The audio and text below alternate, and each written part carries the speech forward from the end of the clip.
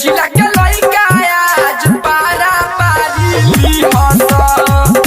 बगहा के लइका आज पारा पारी हंस पारा पारी हंस बीची विकास बेतिया पारा पारी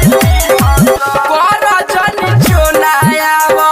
गोदी में बैठाई जेतना कहबू तना तोहके रुपिया दियाई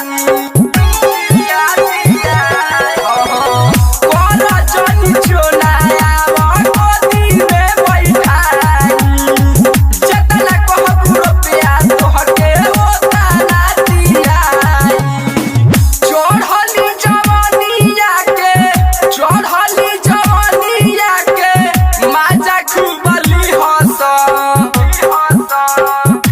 गलवा मछरिया के लइका पारा पारी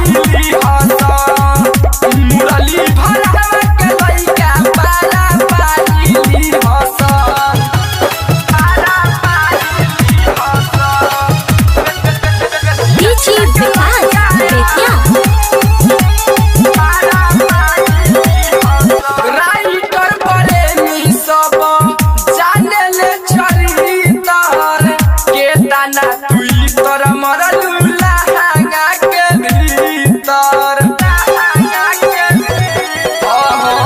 राइटर प्रेमी सब जाने ले चरितर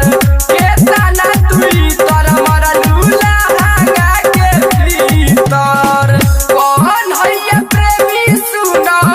कौन हैया नीतीश सुना माजा खूबली हंस बेतिया जिला के लइका आज पारा पारी हंसन रामनगर के लइका आज पारा पारी हंसन presented by Sonia Music Betia।